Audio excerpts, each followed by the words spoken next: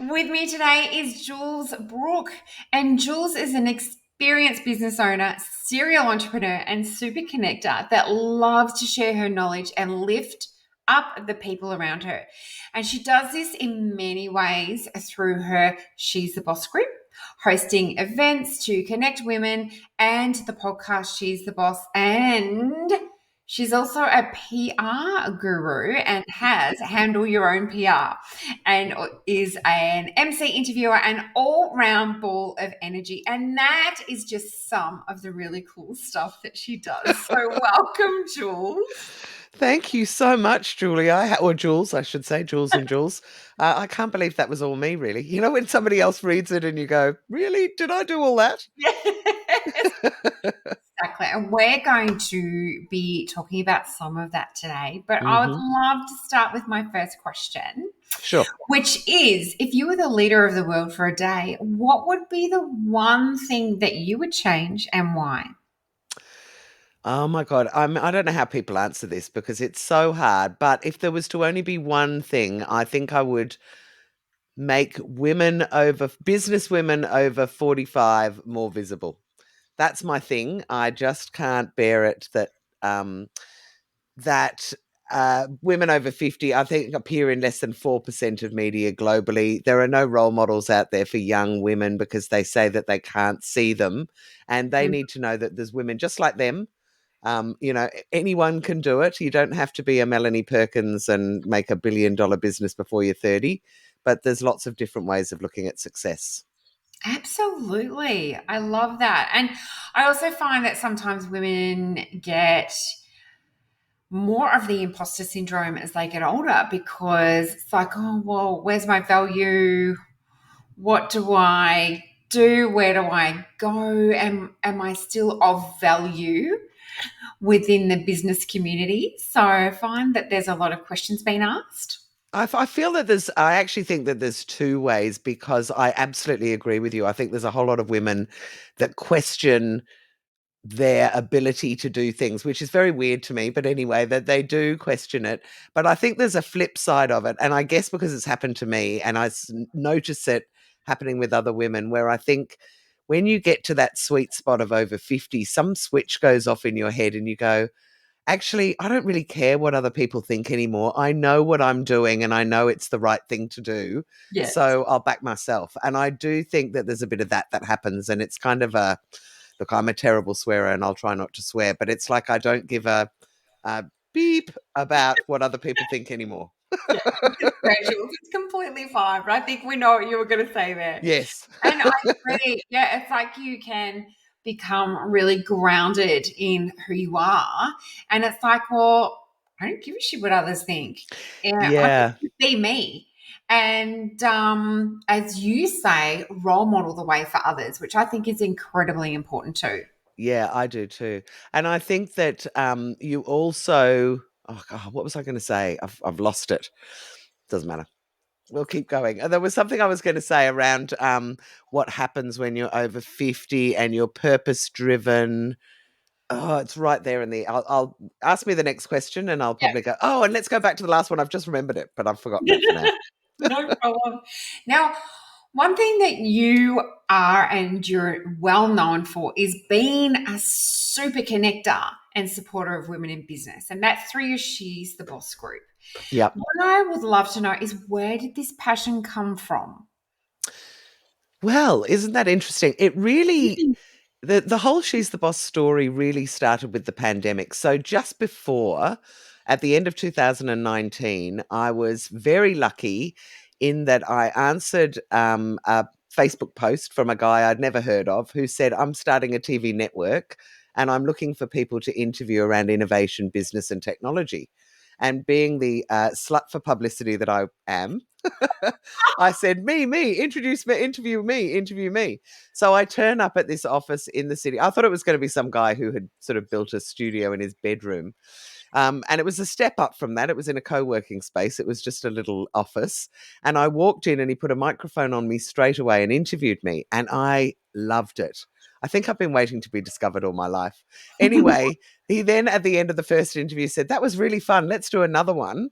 And I said, okay. And at the end of that, he said, "Oh my goodness, you're so much fun. Would you co-host the lunchtime show with me?" So I was like, "Oh my God, I've been discovered. This is great."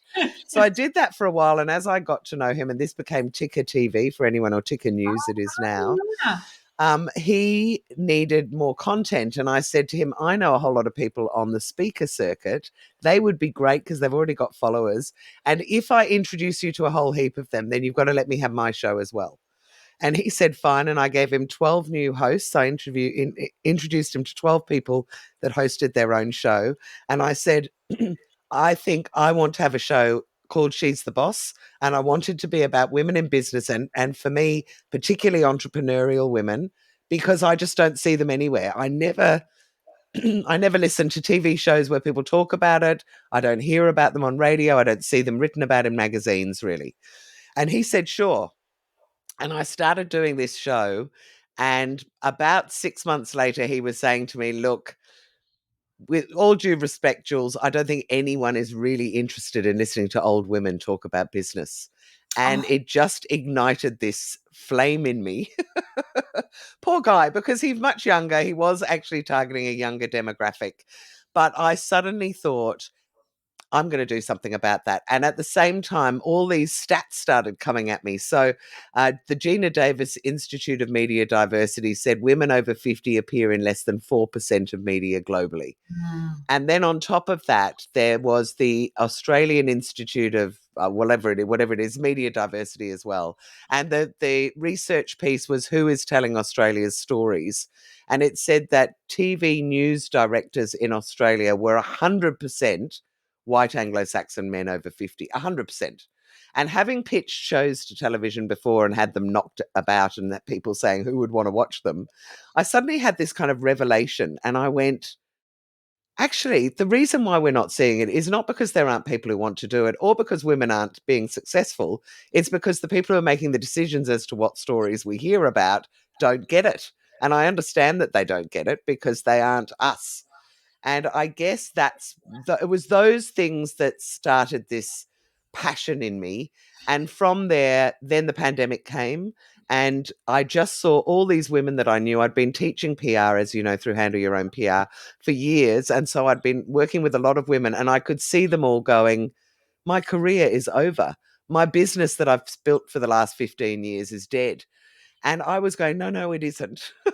And Yeah. so I decided, well, I'll do some lunches, online lunches for women, because I always enjoy having a few drinks on a Friday. And when you work for yourself, you have no one to have that with, which I know you did the latte business as well. So it's that kind of idea of, why don't we just connect all the women that are feeling isolated? And from that, She's the Boss kind of grew. And I realized I then started when I lost the TV show, I started a podcast and a YouTube channel. And from that, I started interviewing women. And I realized that I could introduce a lot of people to these women and it would make a big difference to them in their lives. And so that's where the connecting came from. And I realized that really successful women love to give back. They want to help other women. And so there's all these women holding back going, oh, look, I'd really like to ask so and so, but I'm sure they wouldn't be interested. And I was like, you know what? They would be interested. Let me introduce you. And Mm. that's kind of, I think, where it all came from.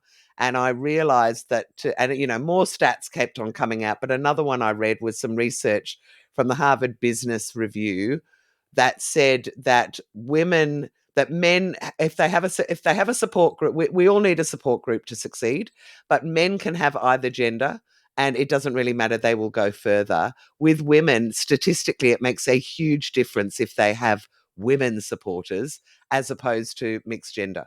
And I Mm. thought, right, well, I'm a big believer in women backing each other. I've always been a big believer in lifting up the women around us. And I came across this saying that says, be that woman that will mention another woman's name in a room full of opportunities. And really, it became my motto. And that's kind of what I've been doing for the last 3 or 4 years. Oh, I love Mentioning that. mentioning that woman's name Yeah. in a place where I know that people might employ them or might get them as a consultant or go, God, I've never heard of that charity. Let me support it, or whatever it might be. Yeah. And that's what I love about you. You're just so willing to give and connect. It's Thank like you. it's something that just lights you up. And It absolutely does. Yeah. Yeah, yeah, I love that. It's just Well, something that you you have a bit of a don't see all reputation. the time. I was going to say you have a bit of a reputation for doing the same, Julie, I have to say. So I think maybe it's just like recognizing like, but it does light you up. It makes you feel fantastic when you can give an opportunity to someone else. Yes, I totally agree. Now, has being an entrepreneur, was that something that you wanted to do since you were little? I wanted when I was little, I my favorite uncle in the world in Ireland owned a big PR agency and I wanted to do PR. I didn't even know what it was. I just wanted to be like him. Yeah. And by the time I got to 24, I realized I wanted to run my own businesses, that I Mm. didn't like people telling me what to do, that I was a better person if I could just run my own race. In the last 5 years, I've found that one of my sons has ADHD. And as part of that process, it was really interesting. They said it's genetic. And I said, well, we don't have anyone in our family that's got ADHD. And I said, how would you know? And she said, well, one of the classic careers for anyone who has ADHD is entrepreneurship. And Oh. I went, wow, I've got three brothers. We are all entrepreneurs. And so it is. So therefore, I think maybe it was kind of destined without me realizing. I Mm, get bored easily. I'm a big picture kind of person. I'm not very good with detail. And mm. so entrepreneurship suits me down to the ground. Yeah. Yeah, awesome. Because you just seem to have ideas just coming at Oh you my God. everywhere, Yes. which is something that is a real strength of entrepreneurs, but can also be a bit of a hindrance Absolutely. Yes. because it can be really hard for you to stay on track. The whole thing for me is just, yeah, stay on track, focus, focus, focus. I have to keep telling myself because if I had my way, I'd be just helping people all over the place come up with ideas for things and Exactly. how to implement it. I don't often come up with the idea without saying, and this is how you're going to be able to do it. Mm, yeah. Okay. So you solve the whole problem for them. I love That's that. right. And then I just go on to the next person. Yeah. So how do you stay on track when there's like bright, shiny objects around you all the time? Because I Oh, know well, this is a huge challenge for it people. is a huge challenge. Mm, How do I do it? I don't know that I do it particularly well, if I was to be honest. I force myself to sit down and say just another hour, so that I don't think about doing other things. I also have recently done a diet thing. It sounds really crazy, but this diet called Metabolic Balance, which has been teaching me about different foods. mm, Weirdly, all the symptoms or a lot of the symptoms of what I thought were ADHD have disappeared with food. And so I now am able to focus for hours and hours, whereas before, I probably can put about an hour in and then I need to change and do something else. I recently sat down at 8 o'clock on a Saturday morning to do some work, and it was 5 p.m. before I looked up and I went, I don't think that's ever happened to me. yeah, So, right. yeah, I'm getting better, but it's a struggle. I love new, exciting things. I hate getting down in the ditch and doing the work that needs to be done. Mm, yeah. I Sometimes I have do it, that but too. It's like, oh my God, I've got this great idea. And then it's like, oh, I have to implement that. So, that's right. I'm like, let me just write out the plan and then find somebody to give it to who can then go and implement it. So that's why I love helping other people, because it's all care and no responsibility. love it, Jules. So it's interesting you did mention about the food and how that can absolutely Mm, influence how you're feeling and how you're thinking and your focus because totally. it's so linked. We just don't realize. No, and the How other thing was water intake. I reckon I was probably drinking, I would say probably a glass of water a week. I mean, I drank tea and orange juice and a whole lot of other things, but really a glass of water a week, maybe once a month. And wow. now I'm at this part of this program, I have to drink 3 liters of water a day. Yeah. It definitely makes a difference. And my nutritionist tells me that that's a lot to do with the focus as well. Yes, 100%. Yeah. 100%. You know about that. I didn't know about all of that stuff. I'm such a prolific water drinker. I'm on the other spectrum. So, Jules, one of the things you're really passionate about is changing how women support other women in corporate. Yep. And coming from the corporate environment, and given it was a long time ago, and things are definitely changing. But stepping into the entrepreneurial world, I found that women are so much better at supporting other women. Like you're a prime example, but in corporate, not so much. So, what are your thoughts on that? Given that you've met so many women, have you, received that feedback? And is it something you see can and will change? Yes and yes. I have heard. So my background, I've talked about being an entrepreneur. I've pretty much been an entrepreneur since I was 24 and I'm now nearly 57. So it's been a long time since I worked for an organization. Yeah. But I have interviewed probably 250 women over the last 2.5 years. Mm, A lot of those women have talked to me about the difference that they are seeing when they come out of corporate and they start working for themselves, or if they just work in the small business sector. So that was the first thing. I remember what it was like. I have now talked to a lot of employed women as well. And one of the questions I ask in She's the Boss Chats, which is my podcast, is have there been any women that have helped you in your career? And the ones most of them will say, yeah, oh my God, yes, there was some great woman when I was younger, and they took me under their wing and they really looked after me. I'll talk to senior women in corporate, so CEOs of big organizations, and they will literally look me in the face and say, I can't think of any women that have helped me. It's always been men. mhm, And I realized that there was this huge problem and also a complete disconnect. And I've got a theory about it, and it's a bit of a feminist theory, but I hope it's not going to put people off. But I actually think that because society and business has been so predominantly run by men, and men are often taught that to get the best thing out of someone, you put them head to head and make them compete against each other, and it's kind of that survival of the fittest. And I think that that kind of patriarchal model is throughout corporate. That is why the women who are nasty to other women or unsupportive, I think, are coming from a place of fear. They're coming from a place of insecurity. They don't realize that if they help other women, that they'll have this huge team of people that supports them. They mm, see it as that person might take my job. And I don't quite know how to change it other than I've got a program called Say My Name, which is about getting in there and basically talking with women twice a month at various events with other CEOs and other successful business women, and all of us saying the difference it makes when you support each other, and knowing that you've got women that you can trust in this organization will make a huge difference to your success rate. If you get up to C-suite, it's lovely. I mean, look, there's a fabulous woman that I know, and I don't think she will mind me mentioning her name because it's part of her shtick these days. Mary Jensen told me that she was CFO of quite some very big businesses, and for her to measure her success, she did it by if she could make someone cry, or she felt like she had beaten someone down verbally. um, and she said, I know that everyone called me the biggest bitch in the place and that everyone hated me. And I think I can't remember what she said she was called, basically like the freak or something. And she said, my days were just filled with people who hated me, but I would work really hard. I knew I was achieving. And I saw that as the price or the cost of being successful. And now that she's left and gone out on her own, she's absolutely divine now and helps everyone. But it has been a huge revelation for her.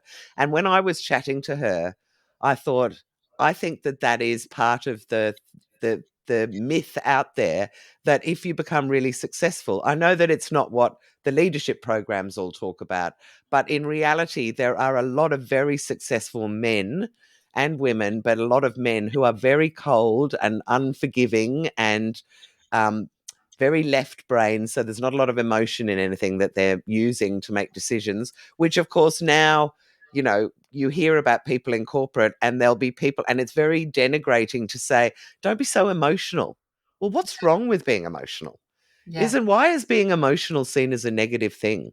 Mm, Why can't it be seen as being a positive thing? So I think that there is change in the air. I think that we know that leadership now, you can lead with kindness, you can lead with nurturing, you can lead with bringing the best out of people and making people feel safe. But I think there's an old fashioned model that is still around will just take time, which is, get pit people against each other. It's survival of the fittest. And if they have to crawl all over each other to get to where they're going to go and leave an array of bodies behind them, well, so be it. That's the price of success. And I'd like to see that change. I'm hoping that by talking about it a lot and by offering programs where people can see other women who've become really successful because other women have supported them, they will understand. And I think if you can get to the younger women and that early sort of middle management, that's the crucial stage where you go build your posse here, and they will follow you all the way up to whatever role you're in. You can all look after each other. I 100% agree with that. Thank I, you. I totally support every single thing you said there. And I really agree. I think that we need a real groundswell from the middle management. Yep. If we're going to talk hierarchy, like the ground level to middle management who just want to flip that thinking Yeah. and role model the way forward. And Yes. that's with everything that you mentioned in terms of women supporting women, but leading with kindness, Yes. and supporting. It's just And creating opportunities for other people and trusting that they will do the same thing for you. yes, yes, and it's doing things, not expecting No, something back, which is something that you role model really well. I mean, you're thank just you. like, oh, blah, blah, blah, blah, blah, blah, blah, blah, all over the place. It's like, but you don't say, oh, okay, so, and what are you going to do for me? No, That's no, I not don't think, the thing. probably to my own detriment, to be honest. I probably should say it occasionally, but Yeah. I just don't think like that. I think about, if we all rise together, we all succeed. Mm. And if I get left behind because I've pushed up women behind in front of me, then they're going to reach behind and pull me back up when they can do that. I mean, I just think that's the right model. Yeah, I agree. And those who get it will do that. And Yeah. there are those who just don't get it. No. That's okay. Just And they're walk. dinosaurs and they will die out as Totally. dinosaurs did. They become totally irrelevant. So Yeah. I agree. So Jules, oh my God, this time it's just gone so fast. Um, what do you, besides the action of like women supporting women, Mhm. what do you encourage women to do now, whether they be in corporate or whether they be as entrepreneurs? What do you think is really important for them to do now? There's constant change in the world. AI is changing the way we Yes. work, the way we communicate, like PR, all of that sort of stuff Yep. now. What's something that you really encourage women to do? I encourage women to think big. I encourage women to make themselves visible. And I know that a lot of people find that very uncomfortable. Mm, But I, in fact, have just spent most of the afternoon talking with women and saying the best way to make yourself more visible is by sharing your advice, sharing your expertise, talking about other people, talking them up, being generous in your time and in the effort that you do with other people because it will reflect back on you. But ultimately, younger women need to be able to see older women doing that so that they can role model. Otherwise we're just caught in this ridiculous cycle where nothing's going to change. And mm, I mean, I also think that I would like to see people actively favoring women for roles. And I can talk with you till the cows come home about this merit thing, because if I hear one more woman or man say, "I wouldn't want to be no, I don't want to be made CEO because I'm a woman. I want to be done because I'm best at my job," and my answer to that is, no one is going to put you in as CEO if you're not good at your job. But there are choices and there are men and there are women who are doing it, and we've got a dominance of men, so we need to actually lift the women up and find the great women out there that can do those things. So if I was to talk about one thing, I think we need women to be more visible. yeah. And I think we need all types of women, all shapes and sizes, all skin colors, all religions. They all need to be made more visible, which will then encourage us to see that as normal. Yes. Great message. I love it. So be loud and proud. Thank you. Loud and proud. But I think like the loudness can be in line with you as an individual and making sure that that's Yeah, authentic. So while absolutely.